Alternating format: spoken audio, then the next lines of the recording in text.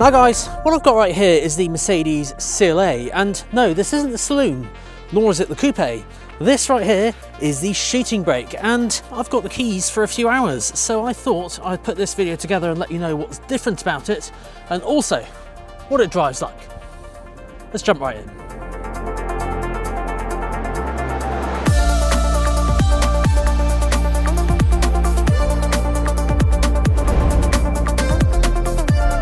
So yes, I remember seeing this for the first time last year, and I only had, I'd probably say like 20 minutes with the car to make that video that you guys might have seen, but now I've got it for a couple of hours. So what is actually different on this one? Well, first and foremost is of course the grille. Mercedes-Benz have very much embraced all these stars, and to be honest, they've been doing it a lot on cars recently, most notably the CLA Saloon, or the Coupe, what it used to be called, the GLB as well, and of course the shooting brake is no different.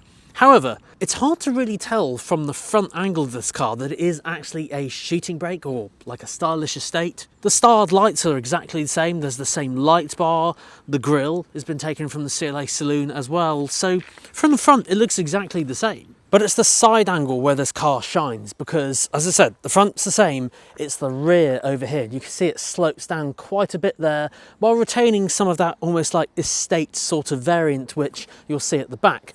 But there's a good reason for it not being called an estate, mainly because of the boot lip. And this is why it's often referred to as like a stylish estate, a not so boxy looking estate. But interestingly, when it comes to dimensions, well, in case you were curious, compared to the CLA Saloon or the Coupe, it's virtually the same. But I've also included the dimensions here of the previous CLA shooting brake, just in case you were potentially thinking of an upgrade. Now, having been a passenger in the CLA Saloon and also driven one, lived with one for a week as well, there are full reviews on my channel, I was very curious to see the shooting brake to see if, well, the range or anything was more of a compromise, when actually it's pretty much the same on paper. So it's very interesting that Mercedes have these two versions and variants. You can have a little bit more space and a bit more practicality while retaining that quite impressive range. Don't worry, we'll get to that in a minute. Now, when it comes to boot capacity, this is slightly smaller than the outgoing model. So this here is 455 litres.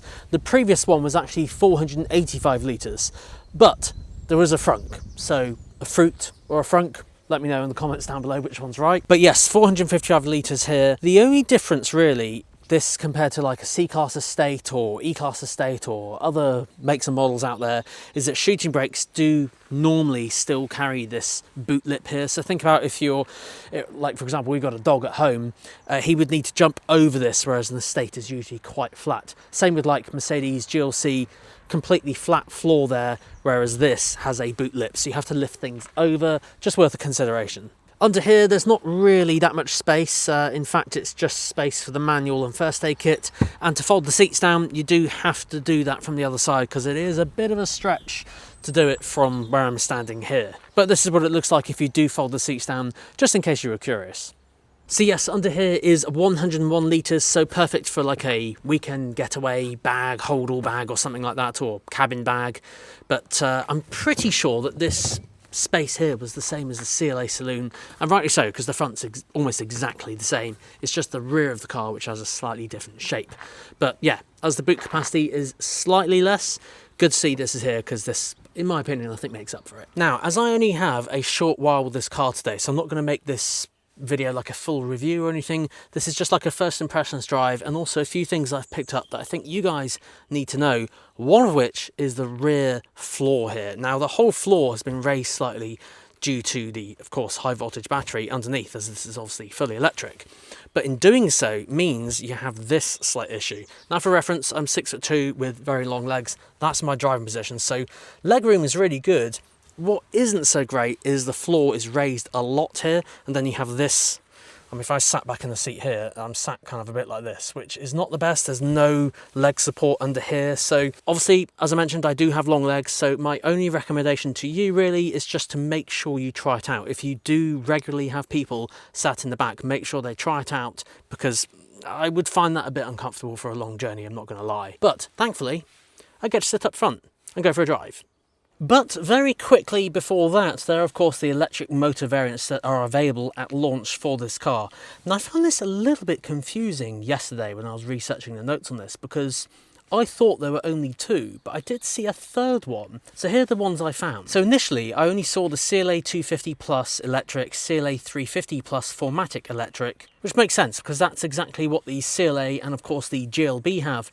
But then I saw another one. This one, it was hinting that there was a CLA 200 as well. And these all have different ranges. So they range anything from 321 all the way up to 469. So funny enough, on paper, the CLA Saloon range versus the CLA Shooting Brake range, there's not actually that much in it. It's literally just about maybe 9 or 10 miles or so. So I think that's pretty good, especially if you needed the extra space in the back. Horsepowers also range from 224 horsepower to 272 and even 354. Now you might be wondering which one I have on test here today.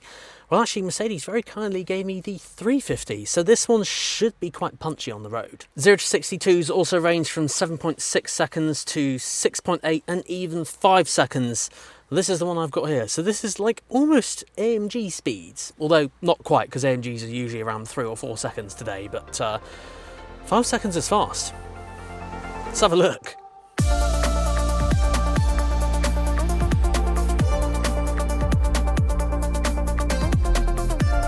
Now, after driving around for a little while in this, it's definitely very, very punchy, but we'll get to the acceleration in a second. Let's talk about how it handles around town, because I'm driving in a very remote village at the moment and it's very manoeuvrable, it's very smooth, and to be honest reminds me of the CLA Saloon in so many ways. Admittedly, we're only going 20 miles an hour here, but it's pretty quiet in here. And as I said, I'll have to get this car on test. Yeah, even the bus went past there, I barely heard it. Well, I'll have to get this car on test to actually live with it for a week and actually see exactly what it's like day to day.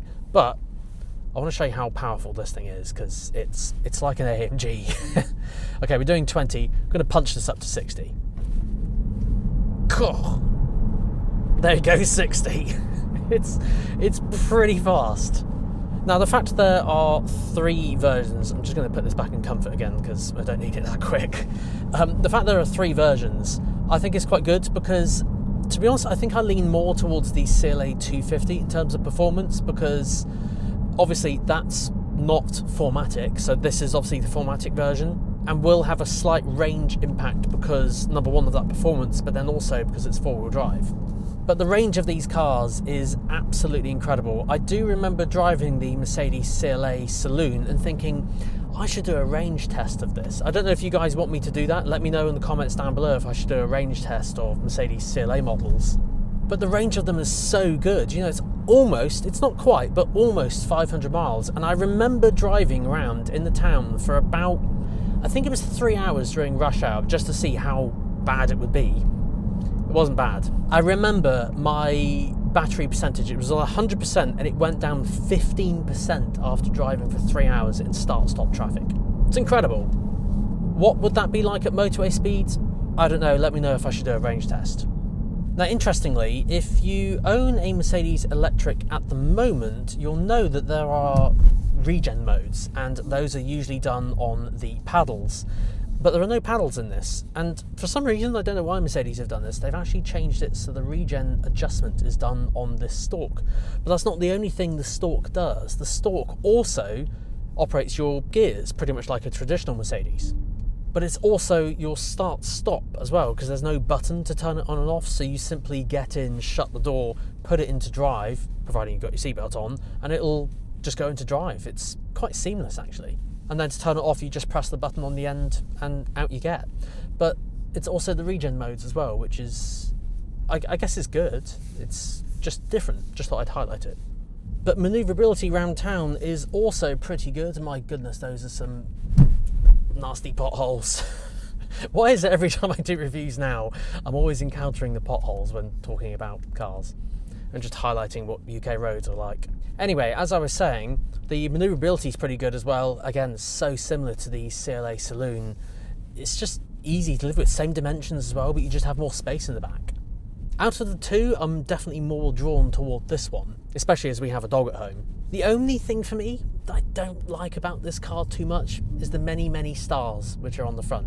You guys have to let me know your thoughts on this, because Mercedes have brought out the C-Class Saloon and the GLC now by the time you're watching this. And of course they've got the CLA and GLB as well, but the CLA and GLB very much lean on the many stars, and I don't know if I like that, because they illuminate all at night time as well. It just, I think it's just a bit too much. Let me know your thoughts down below. But in case you're curious about some other tech specs, this car has an 85 kilowatt hour battery, and to charge it up it's just over £5 at home using off-peak tariffs. It's about 26-ish pounds if you charge during normal times, but then it does rise a lot if you charge in public, so just something to bear in mind. That's based on the public chargers that I've just collected this car from. As I always say, and I mention this every single time in all reviews, public charging is just so expensive, so avoid it if you can. But even at travelling at like 60, it's pretty quiet. I mean, there's barely any wind noise, and it is actually a little bit windy today, but I can't really hear it. I just hear my bag like zip rattling in the back.